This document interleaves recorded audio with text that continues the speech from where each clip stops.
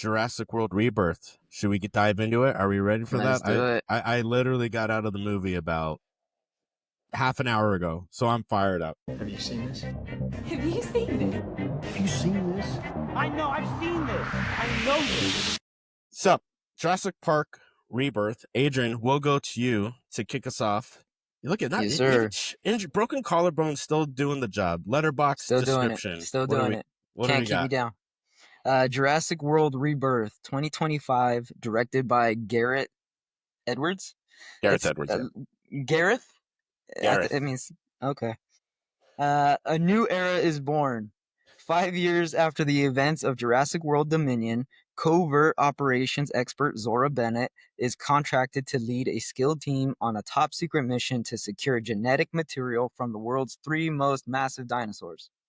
When Zora's operation intersects with a civilian family whose boating expedition was capsized, they all find themselves stranded on an island where they come face to face with a sinister, shocking discovery that's been hidden from the world for decades. Honestly, the way that description comes off is very similar to how it comes off in the movie, but we can dive into that a little bit more. Since you read that, you mentioned Gareth Edwards. You guys may be familiar with his work. He's credited as the director on Rogue One, though Tony Gilroy came in later to finish the movie. He did the movie, I believe, last year, 2 years ago, The Creator. Did you guys ever? Watch it? I saw that. I liked it. You caught that, right? You liked it? Yeah, I did. And he did the 2014 Godzilla movie. So those are probably his most famous credits here. Jurassic World Rebirth. Erica, what did you think? You're the big Jurassic Park fan, your favorite movie of all time. And now we go into, what, the 5th rendition of the franchise? Maybe 6th?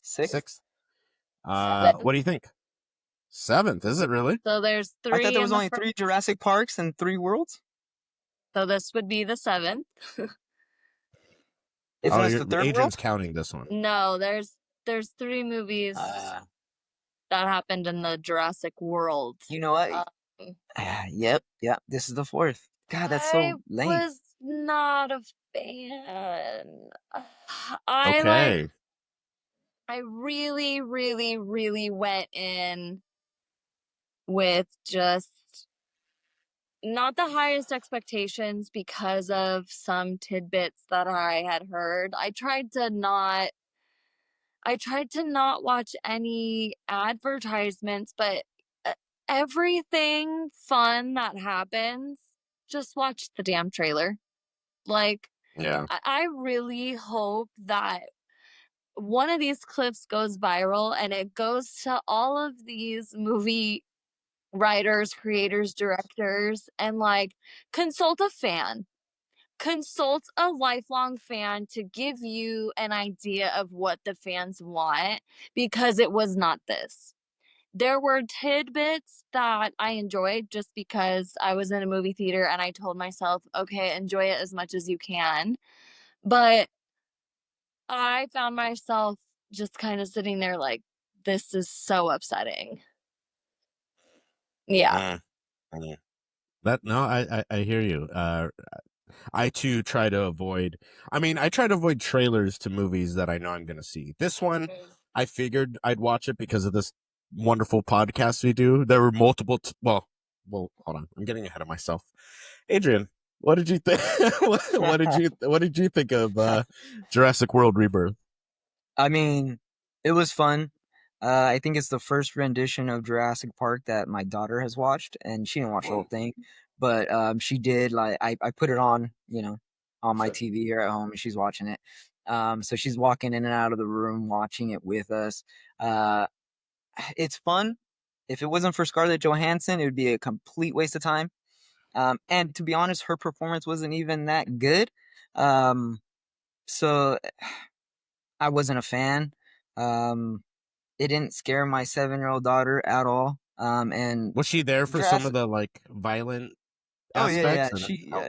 I had to explain, like, why is he trying to eat this guy right now? I'm like, oh, he's gonna get eaten. Like, oh, why? Like, if you're not wanting to watch this, close your eyes. And she was like, no, I want to see it. Like, ripping heads off, and she was just not like, this isn't scary. Not concerned. Yeah. She did kind of ask some questions, like, is this real? Like, did this really happen? Is this a real story? I said, no, this is completely made up and fictional. You know, had to explain that stuff to her and how like green screens work. So she was like interested in that sense. You broke down the green screen wall. I Okay.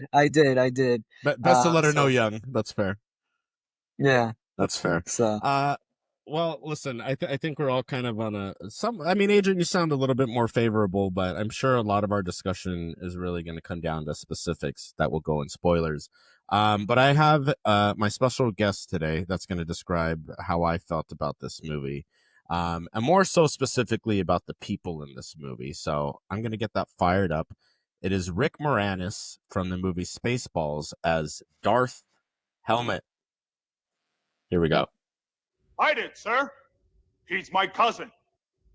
Who is he? He's an asshole, sir. I know that. What's his name? That is his name, sir. Asshole. Major asshole. Your cousin? He's an asshole, too, sir. Gun is made first class. Philip Asshole. How many assholes we got on this ship anyhow? Yo! I knew it. I'm surrounded by assholes. There it is. Everyone in this movie is a goddamn asshole. There's no one to root for. I am rooting actively for the dinosaurs very Really? early on in this movie. not even a Very little early on. girl. Okay.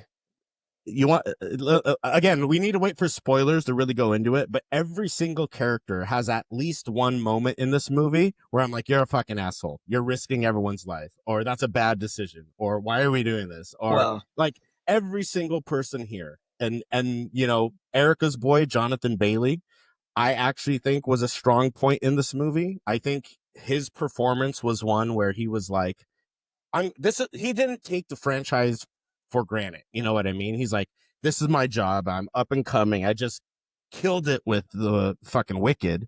By the way, the Wicked 2 trailer that came before this movie looked pretty good. You know, now that I've seen Wicked, well, we never talked on Wicked. So when the second one comes out, we'll have to discuss that. But nonetheless, Jonathan Bailey, I thought his performance was actually pretty strong. He was acting. Everyone else kind of phoned it in. nailed it You in. know what I mean? Yeah.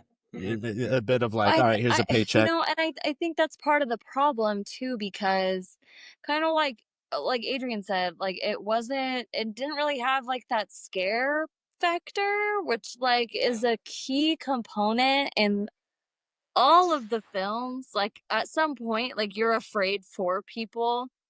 And I think with you, all of those people making stupid decisions, it's like we don't really feel bad for you. Whereas Yeah. like in other scenarios, in all of the other all of the movies in the franchise, like there's points where you're like terrified of the creature. And I felt like I wasn't really getting that at all. And like you said with Jonathan Bailey, like he was actually acting. Like I feel like even if the movie itself wasn't good, like the past 6 movies, there was still some decent acting in some of them. You know what I mean? Yeah, 100%. And I mean, you have a big name like Scarlett Johansson, and I agree, Adrian, like her performance didn't really like there's if I asked you what's her name in the movie and you didn't look, what would you say, right?